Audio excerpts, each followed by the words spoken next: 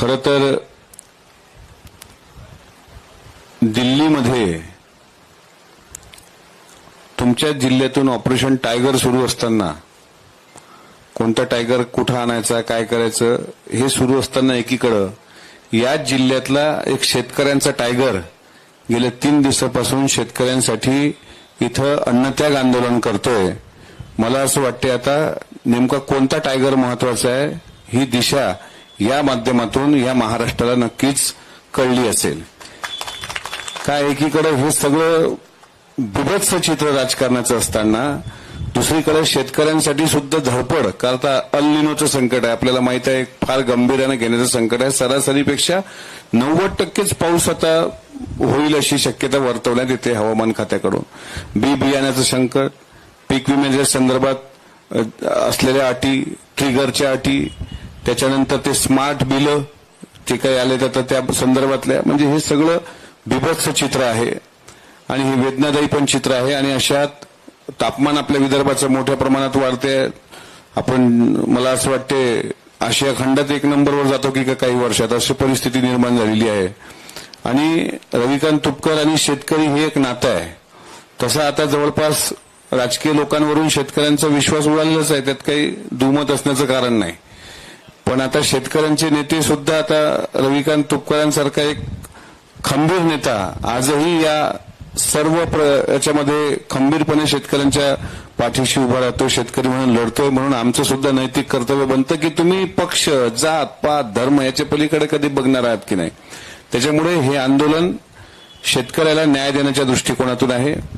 जितकं रविभाऊंच्या संदर्भात मी पाहतो, आता काही दिवसांपूर्वी ते हॉस्पिटलाइज होते, त्यांच्या शरीरामध्ये वेगवेगळे चेंजेस आहेत। आताच बघा परिस्थिती जिल्हा शल्य चिकित्सकाची, म्हणजे बिराजदार साहेबांनाच माहित नव्हतं की ह्याचं प्रोसेस काय असते। एखादा उपोषण सुरू झालं तर दिवसातून 2-3दा त्यांची तपासणी झाली पाहिजे। इथे 24 तास अँब्युलन्स सेवा असली पाहिजे, एक मेडिकल ऑफिसर आणि 2 डॉक्टर तिथे सोबत असलेच पाहिजे।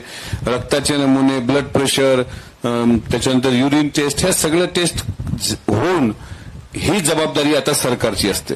त्याच्यामुळे सरकारनं अंग झटकून चालणार नाही। 22 तारखेला पावसाळी अधिवेशन सुरू होत आहे महाराष्ट्र विधिमंडळाचं। मागेही ज्या वेळेस शेतकऱ्याचे प्रश्न त्यांनी मला सभागृहात मांडायला लावले ते माझ्या पद्धतीने मी मांडण्याचा प्रयत्न केला। या प्रकरणाची गंभीर दखल मी इथे येण्यापूर्वी राज्याच्या पहिल्या उपमुख्यमंत्री आदरणीय सुनेत्रा वहिनींना मी हे सगळं कळवलं। त्यांनी पण तब्येतीची विचारपूस केली। खरं तर आज अजितदादा असते तर मला आठवतं सिंदखेडराजाला ज्यावेळेस तुपकर साहेब होते त्यावेळेस असंच त्यांनी उपोषण झालं होतं मला वाटतं। आणि आदरणीय अजितदादांनी तुमच्या काय मागण्या आहेत त्या रास्त मागण्या घेऊन या, मी सर्व मागण्या पूर्ण करतो असं अजितदादांनी ठणकावून सांगितलं होतं।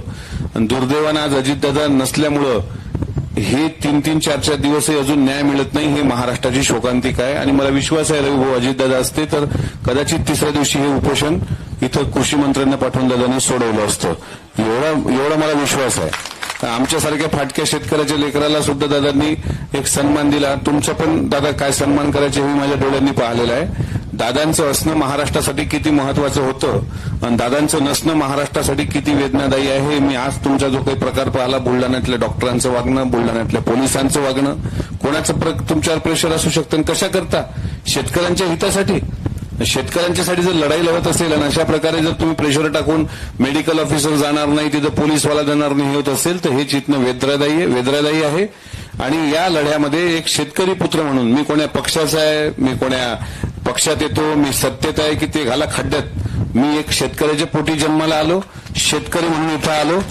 आणि रविकांत तुपकरांवर ज्या वेळेस संकट येतं त्या वेळेस मी एक भाऊ म्हणून त्यांच्यासोबत असतोच आणि माझ्यावर ज्या वेळेस संकट आलं त्या वेळेस सुद्धा रविभाऊ खंबीर माझ्यासोबत असतात। त्याच्यामुळं एका माणसाचा प्रश्न नाही, हा शेतकरी जातीचा प्रश्न आहे। त्यामुळे आज या अन्नत्याग उपोषणाला नक्कीच पाठिंबा देत असताना मी इथं काही जास्त भाषण द्यायला आलेलो नाही, पण मला जे काही करायचं आहे ते माझ्या पद्धतीनं मी इथून गेल्यानंतर मला वरच्या स्तरावर काय बोलता येईल, काय जे काय माझ्याकडून शक्य असेल, कारण हे उपोषण लवकर सुटलं पाहिजे, मागण्या मान्य झाल्या पाहिजे। मागण्या अगदी रास्त आहेत, यातल्या कुठल्याच मागण्या अशा नाहीत की ज्या सरकार नाकारू शकतं आणि हे सरकारच्या हाती आहे। पालकमंत्री इथले मकरंदाबा मला ते पालकमंत्री आहेत आणि दत्ता मामा कृषी मंत्री आहेत। त्यामुळे मला विश्वास आहे की नक्कीच काहीतरी लवकरात लवकर निर्णय होईल। पण या अन्नत्याग आंदोलनाला महाराष्ट्रभरातून मोठा पाठिंबा मिळतोय. सरकारचे प्रतिनिधी जर कोणी इथे असतील, प्रशासकीय अधिकारी, तर त्यांनीही वातावरण चिघळू नये याकरता लक्ष द्यावं.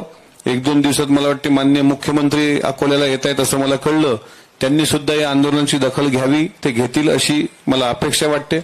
आणि रवी भाऊंनी स्वतः तब्येतीची काळजी घ्यावी, त्यांना सांगावं. मी इतका नक्कीच मोठा नाही, पण एक त्यांच्या आंदोलनाला खंबीर पाठबळ आमच्या ताईंचं आहे आणि ताईंना खंबीर पाठबळ आपल्या सर्व शेतकऱ्यांचं आहे. त्याच्यामुळं हे आंदोलन, मला असं वाटतं, या आंदोलनाची दिशा महाराष्ट्राच्या शेतकऱ्याला न्याय देईल. ती न्याय देव हीच जिजाऊचरणी प्रार्थना करतो. रवी भाऊंनी स्वतःच्या तब्येतीला जपावं. आमच्या सर्व शेतकऱ्यांचे आशीर्वाद तुमच्या पाठीशी आहेत, कारण तुम्ही जिवंत राहिले तर ही चळवळ जिवंत राहणार. तुम्ही खंबीर राहिले तर शेतकरी खंबीर राहणार. नाहीतर आता शेतकऱ्यांचा विश्वास मी मगाही सांगितलं त्या पद्धतीने आता सुटत चाललेला आहे. फक्त शेतकऱ्याचा संयम सुटता कामा नाही, कारण घटना ज्या घडत आहेत, सोलापूरमध्ये बस जाळल्या गेली, वाशिममध्ये 2 व्हीलर जाळल्या गेली, आता देवळी वर्ध्याला साहेबांनी सांगितलं, नगराध्यक्ष साहेबांनी, तिथे सुद्धा धडक मोर्चा झाला. जिल्हाधिकारी महोदयांनी सुद्धा याची दखल घेतली पाहिजे, पण जिल्हाधिकारी सुद्धा काही कुठल्या प्रेशर खाली आहेत का? आणि जर तसं असेल तर हे शेतकरी उद्या कसं आहे, शेतकऱ्याच्या भावनेला तुम्ही रोखू शकत नाही. उद्रेक होणार नाही याची सरकार म्हणून सरकारचं काम असतं काळजी घेणं. दुसरीकडे मला एक अजून रवी, तुम्हाला जरा सांगावंसं वाटेल की तुमचा बुलढाणा जिल्हा अलीकडे फार चर्चेत आला. म्हणजे छत्रपती शिवाजी महाराजांचं एकेरी नावाचं एक पुस्तक जुन्या काळात प्रकाशित झालं होतं पानसरे साहेबांचं. नंतर मग एक आंदोलन झालं आणि काय तर शेतकरी शिवाजी महाराजांबद्दल शिवाजी कोण होता असं एक पुस्तकाचं नाव आहे. ते आता त्याचं उत्तर असं आहे की शिवाजी महाराज म्हणजे ते राजे होते ज्यांनी शेतकऱ्याच्या भाजीच्या देठाला हात लागला तर त्याचा उजवा हात आणि डावा पाय तोडण्याचे आदेश दिले होते. हे त्या पुस्तकात लिहिलेलं आहे, ते गोविंद पानसरे साहेबांनी. त्या पुस्तकात जर त्या शेतकऱ्याच्या राजाचा उल्लेख कुळवाडी भूषण म्हणून केला असेल, याचा अर्थ असा आहे की शिवाजी महाराजांचा एकेरी उल्लेख झाला तर तुमच्या अंगाची तीळपापड होतो.